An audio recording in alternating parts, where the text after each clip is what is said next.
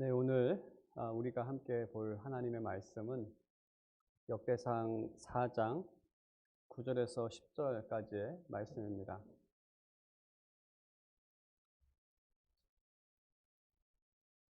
역대상 4장 9절과 10절의 말씀을 두 구절이기 때문에 제가 교독을 하도록 하겠습니다. 한 구절씩 읽는 거기 때문에 9절은 제가 읽고 10절은 함께 읽도록 하겠습니다.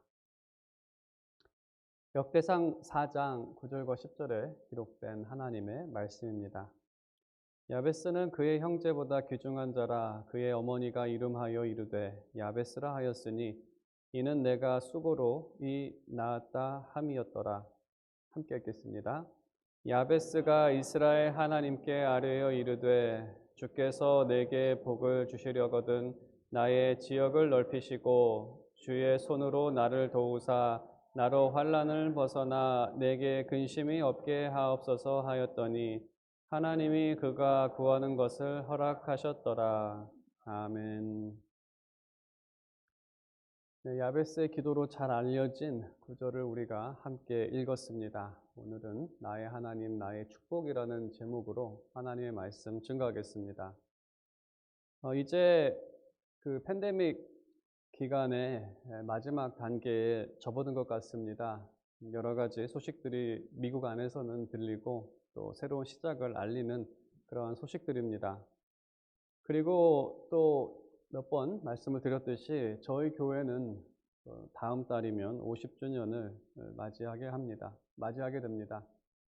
이러한 시점에서 우리가 뭔가 다시 시작하는 마음으로 제가 여러 성경책을 생각하다가 이 역대상하, 이걸 합쳐서 역대기라고 부를 수 있는데 역대기를 선택하게 되었습니다. 그래서 우리가 함께 읽으면서 우리가 어떻게 시작을 해야 할지 함께 생각해 보겠습니다. 그래서 오늘은 첫 시간으로서 함께 읽었듯이 야베스의 기도로 잘 알려진 본문을 읽고 또 이 말씀으로 시작하려고 합니다. 우리가 이 말씀을 대할 때 이 본문의 말씀을 개인적으로 많이 해석을 하는 경향이 있는데 이 본문은 한 개인의 이야기가 아니라 이스라엘을 대표하는 상징적이고 대표성을 갖고 있는 구절입니다. 대표성이라는 것은 이러한 것과 같습니다. 한 뉴스에서 이런 뉴스가 가끔 한국 뉴스에서 들리는데 한 근로자가 과로사한 보도를 하게 될 때, 너무나 일을 많이 해서 죽게 됐다는 그 보도를 하게 될 때 그 뉴스는 이 한 개인의 이야기만은 아니라 비슷한 근로 환경에서 일하는 사람들에게는 적어도 그것이 남의 일 같지 않고 자신의 일과 같은, 그래서 그러한 사건은 우리의 사건이 되고 우리의 뉴스가 됩니다. 이 사건은 모든 근로자를 대표하는 상징적인 사건이고 보통 뉴스에 보도될 만큼의 사건이라면은 어떤 사회적인 것의 상징적인 것들을 주로 보여주기 때문에 그러한 것이 개인적인 사건만이 아니라 어떤 우리의 사건으로, 우리의 뉴스로 그렇게 발표가 되고는 합니다. 이와 비슷하게 본문에 기록된 야베스의 기도도 이러한 대표성을 갖고 있습니다. 이 말씀을 읽었던 이스라엘 사람들은 그와 공감하면서 이 말씀을 자신들의 이야기로, 자신들의 말씀으로 그렇게 여겼습니다. 그리고 우리 또한 하나님의 축복을 소망하는 우리 교회도 이것을 우리의 기도로 생각하며 우리가 함께 본문을 살펴봐야 합니다. 그래서 오늘 본문은 우리에게 다시 시작하는 이 시점에서 우리가 가야 할 방향을 제시합니다. 그럼 우리가 어느 방향으로 가야 할지에 대해서 함께 본문을 생각해 보도록 하겠습니다. 본문은 먼저 야베스의 출생과 이름에 대해 설명합니다. 야베스라는 이름의 의미는 고통, 괴로움, 수고라는 그러한 의미들이 담겨 있습니다. 수고 또는 고통, 또 괴로움으로 야베스를 낳기 때문에, 해산되었기 때문에 야베스라는 이름이 붙여집니다. 하지만 이상한 것은 모든 어머니가 고통으로 자녀를 해산하는데 왜 이 어머니는 고통이라는 이름을 주었을까라는 질문입니다. 당연히 분명히 이 가정 안에는 우리가 알 수 없는 그러한 그 가정의 사적인 상황이 있었을 것입니다. 그것이 단순히 육체의 고통뿐만 아니라 무언가는 있었을 것이더라고. 뭐 어느 어머니가 자기가 수고해서 낳은 아이의 이름을 고통이라고 부르겠습니까? 하지만 성경은 이러한 가정의 사적인 상황은 말하고 있지 않기 때문에 우리가 알 수는 없습니다. 하지만 이 사실을 이 역대기 말씀에 기록한 이유는 우리가 이 역대기 배경에서 짐작할 수 있습니다. 역대기 말씀은 뭐 열왕기상이나 사무엘 상하에 있는 말씀이 다시 반복적으로 그 말씀들이 등장을 하는데 기록된 시기는 다릅니다. 역대기는 포로에서 돌아온 이스라엘 사람들에게 가장 먼저 전달된 포로에서 돌아온 이스라엘 사람들 중에 아마 에스라가 기록했다는 것이 가장 설득력이 있는데 에스라가 기록을 해서 그 이스라엘 백성들에게 알렸던 그 책입니다. 그래서 우리가 그러한 배경을 그 배경을 한번 잠시 생각해 보겠습니다. 지금 이 역대기 말씀을 처음 듣고 있는 이스라엘 사람들은 나라를 빼앗겼던 사람들입니다. 나라를 빼앗겼고 그들은 바벨론에서 70년간 포로 생활을 했습니다. 그리고 70년 후에 이 바벨론이라는 나라가 페르시아에 의해 망합니다. 그러니까 페르시아가 쳐들어와서 바벨론을 무너뜨립니다. 그래서 그 결과로 이스라엘은 다시 자신의 땅으로 돌아오게 됩니다. 귀환하게 되는데 귀환하게 되었을 때 그곳에는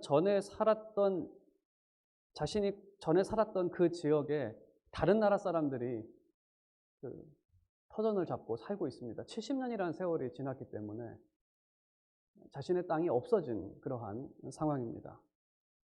그리고 그들에게 허락된 곳은 예루살렘이라는 도시 하나가 전부였습니다. 과거 다윗 시대에는 북쪽에서부터 남쪽까지가 다 자기네 땅이었는데 다시 돌아왔을 때는 자신들에게는 이 예루살렘이라는 땅 요거 하나, 이 도시 하나가 전부였습니다. 하지만 그마저도 다른 사람들이 그 주변에 있는 이방 사람들이 빼앗으려고 그들을 공격하고 괴롭혔고 그러한 가운데에서 이 말씀들을 지금 그들이 듣고 있는 겁니다. 포로에서 돌아온 이스라엘은 고통 가운데 새로운 시작을 하게 됩니다.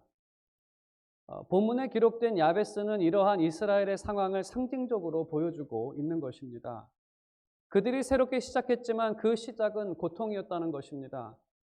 한 나라가 새롭게 태어났지만 그 시작은 고통이었습니다.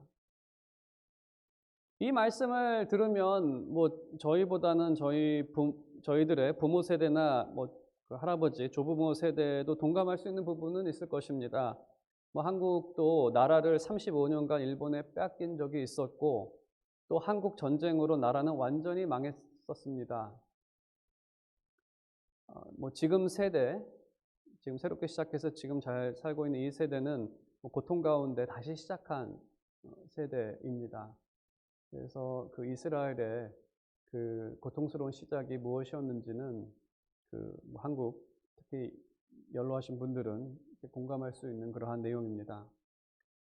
정치 사회적으로 보면은 강대국의 영토 확장과 패권 싸움으로 인한 원인이라고 말할 수 있습니다.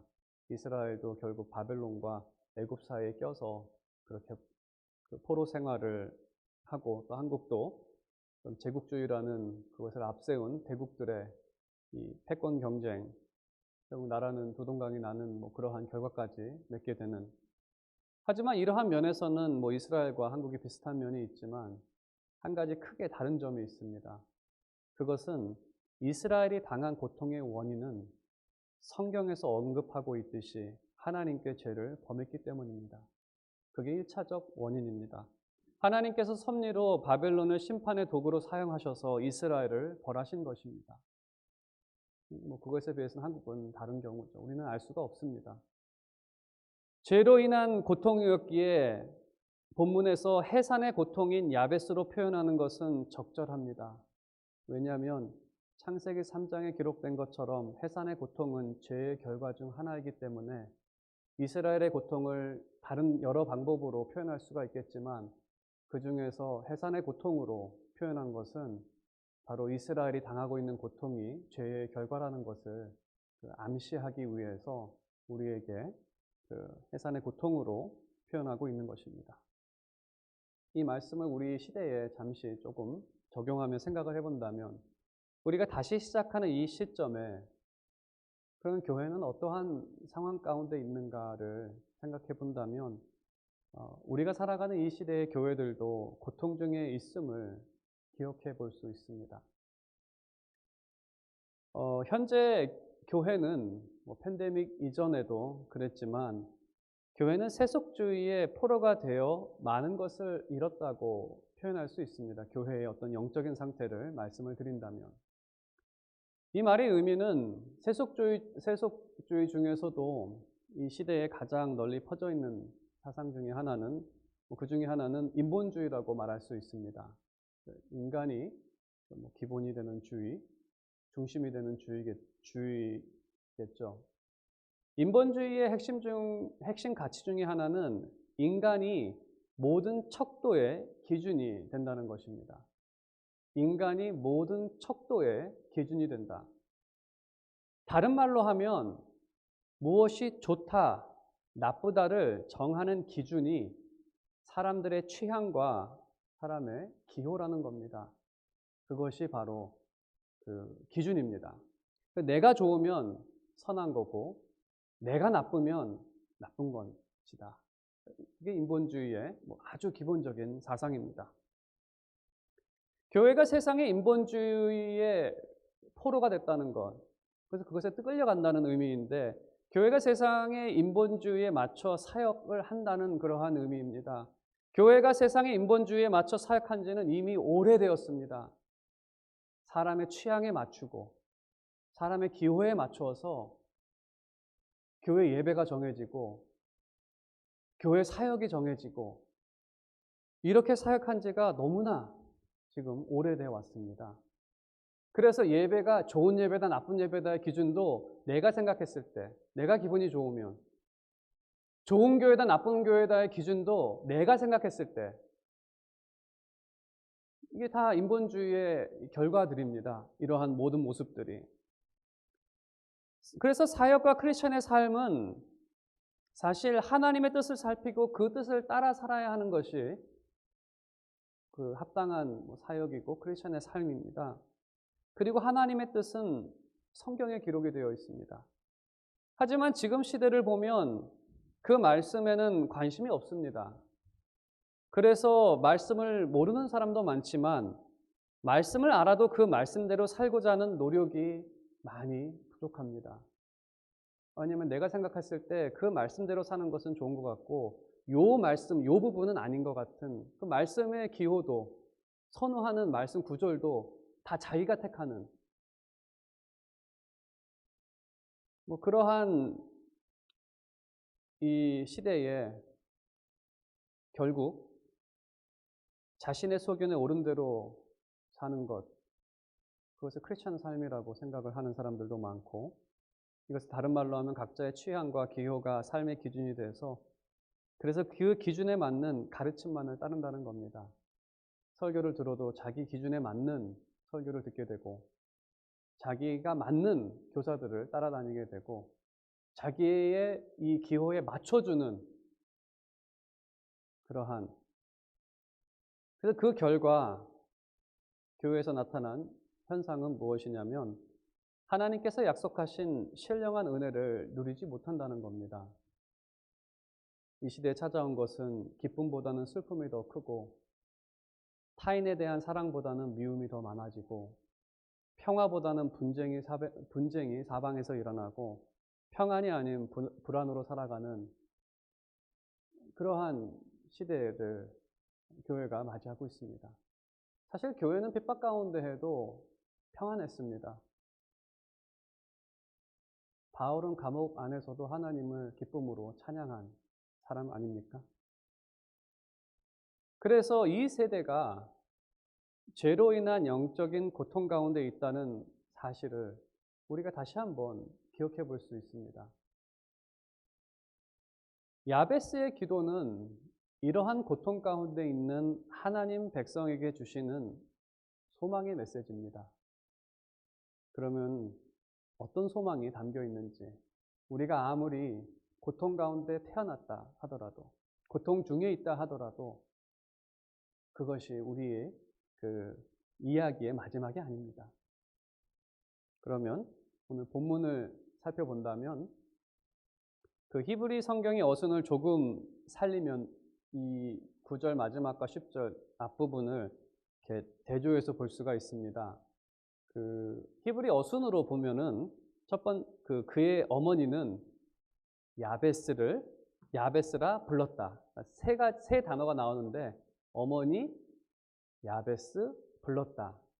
그다음에 이제 10절 첫 번째 구절은 원래 어순은 불렀다 야베스 하나님을 이렇게 순서가 됩니다. 나는 9절 마지막은 어머니 야베스 불렀다 야베스 하나님. 여러분 이게 대칭이 보이세요? 이게 거울처럼 비춰지는 어머니 야베스 불렀다 야베스 하나님. 이 거울이라고 하면은 불렀다 그 야베스. 하지만 이 처음과 끝은 거울이 다르죠. 마치 우리가 이 틀린 그림 찾기에서 이게 두 개가 똑같은데 하나가 다른 거를 이렇게 여러분께서 이렇게 보이실 겁니다. 이게 히브리어로 읽으면 이게 좀 더 잘 보이거든요. 이 말이 우리에게 주는 것이 무엇이냐면 그 야베스는 이렇게 반응할 수 있습니다. 그 어머니 야베스 불렀다. 원망했다 야베스 어머니 이렇게 하는 게 이제 이게 맞는데 이게 끄트머리가 바뀌었죠. 이게 저자가 의도한 것이 무엇이냐면 이것입니다. 야베스는 어머니를 원망하지 않고 하나님을 불렀다는 겁니다. 자신이 고통 중에 태어났을 때 그 고통에 대해서 원망할 수 있는 말이 많았을 겁니다. 하지만 야베스는 상황을 그걸로 인한 원망을 한 것이 아니라 하나님을 불렀다고 그렇게 성경은 기록하고 있습니다. 그가 죄의 고통 중에 태어났지만 이스라엘의 하나님을 부르며 축복을 간구한 것입니다. 여기서 하나님의 호칭을 이스라엘의 하나님으로 기록한 것도 너무나 적절합니다. 하나님의 이름을 여호와라 할 수도 있고 아브라함과 이삭과 그 야곱의 하나님이라고도 할 수가 있지만 여기서 이스라엘의 하나님이라고 불렀는데 이 본문을 읽는 이스라엘 사람이라면 이스라엘의 하나님에게 축복을 구하는 야베스의 모습에서 그들은 야곱을 자연적으로 연상하게 됩니다. 이것은 마치 한국 사람한테 거북선이라고 하면 여러분의 머릿속에 이순신이 떠오르듯이 이스라엘 사람들에게 야베스가 이스라엘의 하나님께 축복을 구했다라고 하면 그들의 머릿속에서 야곱을 자연적으로 연상하게 합니다. 그 이유는 그 구약의 인물 중에 야곱보다 더 간절히 하나님의 축복을 간구한 사람이 없었기 때문입니다. 창세기 32장 26절에서 28절은 그 사건을 이렇게 기록하고 있습니다. 그가 이르되 날이 새려하니 나로 가게 하라. 야곱이 이르되 당신이 내게 축복하지 아니하면 가게 하지 아니하겠나이다. 그 사람이 그에게 이르되 내 이름이 무엇이냐? 그가 이르되 야곱이니이다. 그가 이르되 내 이름을 다시는 야곱이라 부를 것이 아니요 이스라엘이라 부를 것이니 이는 내가 하나님과 및 사람들과 겨루어 이겼음이니라. 이러한 이유에서 이스라엘의 하나님 하면 여기가 생각이 난다는 겁니다. 그때 이스라엘이라는 이름을 받았기 때문에 자신을 축복하지 않으면 절대로 보내지 않겠다라고 말하면서 하나님께 매달립니다. 하나님께서는 그들을 축복하시며 새 이름을 주십니다. 그 이름이 이스라엘입니다. 이스라엘 하나님께 축복을 구했다라고 하면 이스라엘 사람들은 이 사건을 기억할 수밖에 없습니다. 그래서 이스라엘이라고 한다면 축복을 생각할 수 있는데 한국에 이런 가요 제목이 있죠. 사랑이라고 쓰고 아픔이라고 부른다. 이것을 좀 여기다 적용해 본다면 이스라엘도 비슷합니다. 이스라엘이라고 쓰고 축복으로 부른다는 겁니다. 이스라엘의 하나님이 곧 축복의 하나님이다. 그게 왜냐면은요, 야곱에게 이스라엘이라는 이름을 주셨죠. 그것이 축복을 주셨다라는 것과 마찬가지이기 때문에 그렇습니다. 이스라엘이라고 쓰지만 축복으로 부를 수 있는, 야베스는 백성의 간구를 뿌리치지 않는 축복의 하나님을 부른 것입니다.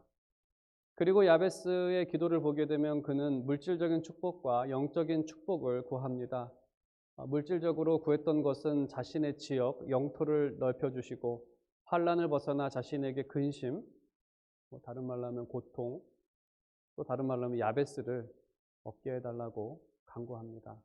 내가 야베스로 태어났지만 야베스가 얻게 해달라고 하는, 그리고 영적으로 구한 것은 주의 손으로 나를 도우사, 직역하면 주의 손, 능력이 나와 함께 하소서라는, 하나님께서 자신과 항상 동행해 주시기를 간구합니다. 항상 나와 함께 해달라고. 이 기도를 포로 이후 시대 이스라엘에 비추어 생각해 본다면, 포로 이후 시대의 이스라엘도 지경을 넓혀달라는 간구가 아주 간절했습니다. 그들의 영토는 다 뺏겼고 예루살렘이라는 그 한 도시에서 그들이 이 동서남북으로 바라봤던 그 영토는 하나님께서 약속하신 땅입니다. 그들의 선조 아브라함을 통해서 약속하신 땅. 하루는 하나님께서 아브라함에게 사방을 바라보라고 말씀하십니다. 그리고 하나님께서는 이 땅을 후손들에게 주겠다고 약속하십니다. 지금 포로에서 돌아온 이스라엘 사람들은 그날 아브라함이 봤던 그 같은 땅을 바라보고 있습니다. 그리고 이 약속을 기억했을 것이고, 그래서 야베스가 기도했던 내용으로 하나님께 기도했을 것입니다. 이 우리의 지경을 넓혀달라고 하나님께서 약속하시지 않으셨냐고. 또한 야베스의 기도처럼 주님께서 늘 자신들과 함께 계시기를 소원했습니다. 왜냐하면 그들의 소망은 이것입니다. 하나님께서 약속하신 땅을 그들이 누리며 그 땅에서 영원히 주님과 함께 살아가는 것을 소망하며 기도한 것입니다. 이러한 이 기도를 우리 시대에 적용해서 생각해 본다면 우리 교회도 이러한 소망으로 기도하는 것이 합당합니다. 우리에게 있는 약속은 그들보다도 더 완전한 것입니다. 이스라엘 사람들이 약속의 땅을 통해 바라만 봤던 하나님의 나라가 우리에게 임했습니다. 우리가 간구해야 하는 것은 바로 이 하나님의 나라입니다. 예수님께서도 복음서에서 여러 번 그 나라를 구하라고 우리에게 명령하시기도 하셨습니다. 하나님의 나라는 이미 우리 가운데 임했습니다. 성도가 모일 때 우리는 그 나라를 누릴 수 있습니다. 그리고 우리는 그 나라를 누릴 때 기쁨을 누릴 수 있습니다. 하나님 나라의 기쁨이 어떠한 기쁨입니까? 부족한 자들이 풍요를 얻는 기쁨이 아닙니까? 교회에 모여서 물질적인 풍요도 생각해 볼 수가 있겠지만 정말 세상에서 상처받은 영혼이 그 나라를 통해서 그 상처의 치유함을 받는 것, 낙심한 영혼이 이곳에서 새로운 힘을 찾는 것, 세상에서는 전혀 소망이 없어서 정말 여러 번 심지어 자살까지 하려고 했던 그러한 영혼이 교회 이 하나님 나라 안에서 회복되어지고 기쁨을 도로 찾고 하는 그러한 일들, 정말 물질적인 풍요뿐만 아니라 정신적이고 마음적인 그러한 풍요를 얻는, 그것은 사랑 안에서 서로 용서하고 용납하고, 그래서 어떠한 사람들보다도 친한, 그래서 이 모임을 사모하고, 그래서 하나 되는, 마음에 맞는 친구, 좋은 친구, 오랜만에 만날 때 얼마나 기분이 좋고 그 모임을 사모합니까? 바로 하나님의 나라가 그러한 기쁨이 있다는 것입니다. 하지만 이것과 반대되는 모습을 제가 곰곰이 생각해 봤는데, 하나님 나라와 반대되는 이 세상의 모습은 무엇일까? 먼저 세상은 서로가 자기 자랑을 합니다. 자랑하는 사람 앞에 가면 참 가난을 얻게 됩니다. 이전까지는 제가 풍족하게 산다고 생각을 했는데 세상에 나가 봤더니 어떤 사람이 나는 몇 평, 이만큼 큰 집에 살고 있다라고 했을 때 가난을 얻고 돌아오는, 내가 풍족하게 부족함 없이 산다고 생각을 했는데 누가 많이 자녀랑해서 돈을 얼만큼 벌었다라는 이야기를 했을 때 가난을 얻고 돌아오는 그러한 일이 세상에서는 있는 것이죠. 정말 마음이 다들 좁아서 서로 품어줄 수 없는, 그래서 서로 미워하고 서로 배척하고 담을 쌓고 또 원수가 되는, 만일에 교회가 하나님의 나라를 나타내지 못한다면, 세속적이라고 한다면, 세상과 같다라고 한다면 그러한 모습이 나타날 것입니다. 이 세상에서 제일 미워하는 사람이 교회 안에 있을 겁니다. 참 우습지 않습니까? 세상에서 자기가 제일 미워하는 사람이 교회 안에 있다는 거, 그것보다 우스운 일은 없을 겁니다. 하지만 우리가 전체적으로 생각을 해볼 때 과연 이 시대의 교회의 모습은 어떤 모습일까? 하나님의 나라일까? 아닐까? 만일에 하나님의 나라가 되지 못한다면 사람들은 그 모임을 싫어할 것입니다. 당을 짓고 교회가 갈라지게 될 것입니다. 여러분 주변은 어떻습니까? 여러분과 같이 교제하는 사람들은 과연 어떻습니까? 하지만 우리에게 좋지 못한 모습이 있을 때, 정말 하나님의 나라를 바라지만 그 모습이 나타나지 않을 때 우리도 누구누구를 원망할 수도 있을 것입니다. 하지만 우리는 야베스처럼 원망하지 말고 이스라엘의 하나님을 불러야 합니다. 우리가 하나님의 이름을 부를 때 하나님께서는 우리에게 그 나라를 허락하실 것입니다. 하나님의 나라는 우리 스스로가 이룰 수 있는 것이 아닙니다. 하나님의 나라는 받는 것입니다. 하나님께서 주시는 선물입니다. 여러분이 구하실 때 분명히 하나님께서는 우리 교회를, 또 우리 지역을 위해 기도했을 때에는 많은 교회들을 하나님의 나라로 변화시키실 것입니다. 야베스가 이렇게 기도한 결과 하나님께서는 그의 기도를 들으십니다. 들으신 근거는 하나님께서 땅과 복을 약속하셨기 때문에, 그리고 하나님은 약속을 신실하게 지키시는 분이시기 때문에 그렇습니다. 포로 이후 세대도 하나님의 약속 안에 응답하실 것을 기대하며 기도했습니다. 역대하 7장 14절에 하나님께서는 그들에게 이렇게 약속하십니다. 내 이름으로 일컫는 내 백성이 그들의 악한 길에서 떠나 스스로 낮추고 기도하여 내 얼굴을 찾으면 내가 하늘에서 듣고 그들의 죄를 사하고 그들의 땅을 고칠지라. 하나님의 약속입니다. 그들은 신실하신 하나님의 약속을 믿고 이 말씀대로 행했고, 이 말씀대로 행한 세대는 회복을 경험했습니다. 에스라, 느헤미야, 그 세대가 기도했던 그 기도 내용들, 그 회복의 내용들을 우리가 읽어볼 수 있습니다. 하지만 이러한 세대가 오래 가지는 못했습니다. 그 다음 세대에 가면서 그들은 다시 악한 길로 들어섰고, 그리고 그들은 더 이상 하나님의 얼굴을 찾지 않았고, 그 결과 이스라엘은 다시 폐허가 되는 그러한 결과를 맞습니다. 하지만 우리는 하나님의 축복을 기대할 수가 있는데 그것은 우리에게 더 확실한 근거가 있기 때문입니다. 그 확실한 근거는 바로 예수 그리스도, 우리 교회의 머리가 되시는 분, 그는 우리의 중보자로서 백성을 대표하여 이 말씀에 있는 것처럼 그는 자식이 스스로를 낮추셨습니다. 하나님이시지만 심지어 종의 모양으로 십자가까지 지신 분이십니다. 예수 그리스도께서는 악한 길에서 떠나셨을 뿐만 아니라 늘 의의 길로 행하셨던 분이십니다. 그래서 우리는 예수 그리스도 안에서 하나님께서는 우리의 땅을 고쳐주실 것이고 우리의 죄를 늘 사해 주실 것이며 날마다 하나님의 나라로 우리를 변화시키실 거라는 그 사실을 확신하는 것입니다. 우리 자신들과 우리 주변의 모습을 보게 되면 참 우리가 과연 하나님의 나라를 이룰 수 있을까라는 그러한 생각을 하게 되지만, 우리가 다시 한번 예수 그리스도를 바라보게 되었을 때 우리는 다시 한번 확신할 수 있습니다. 왜냐하면 하나님께서는 약속을 저버리시는 분이 아니시라는 것.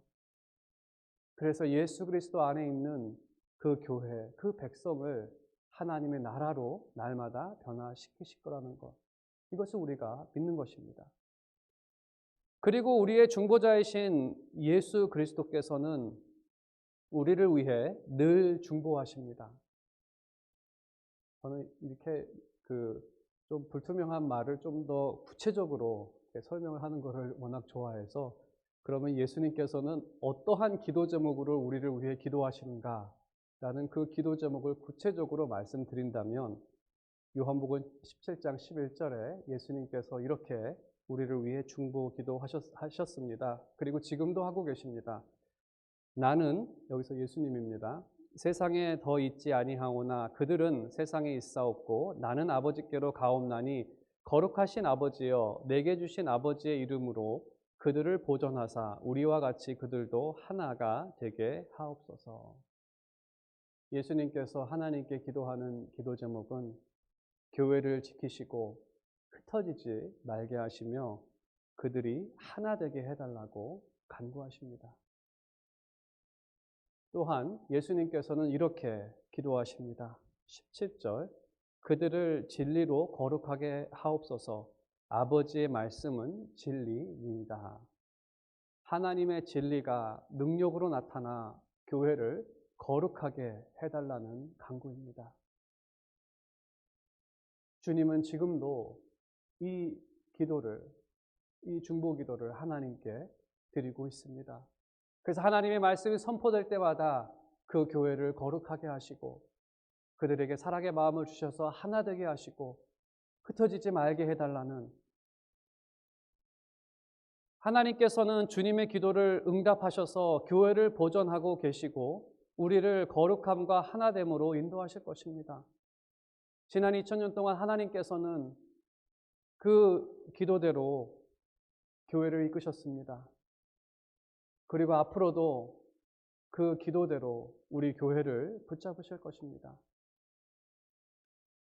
그리고 예수님께서는 우리에게도 구하라고 하십니다. 요한복음 16장 24절, 지금까지는 너희가 내 이름으로 아무것도 구하지 아니하였으나 구하라, 그리하면 받으리니 너희 기쁨이 충만하리라. 하나님의 나라를 구하며 그 기쁨을 누리라고 말씀하십니다. 이 약속의 말씀을 여러분께서 믿으시고 하나님의 나라를 구하십시오. 여러분의 기쁨이 충만해질 것입니다. 흩어짐이 아니라 하나됨이 나타날 것이고 불안이 아니라 평안이 임하게 될 것이며 여러분이 가는 곳에 분쟁이 있는 것이 아니라 그곳에 평화가 있을 것이고 가난한 사람이 풍요를 얻게 되고 슬픈 자가 기쁨을 얻게 되는 그 아름다운 일들이 우리 가운데 나타나게 될 것입니다. 하나님의 말씀을 믿고 신뢰하며 이 기도를 하나님께 축복을 구하며 나아가기를 바랍니다. 오늘 말씀의 결론을 맺도록 하겠습니다.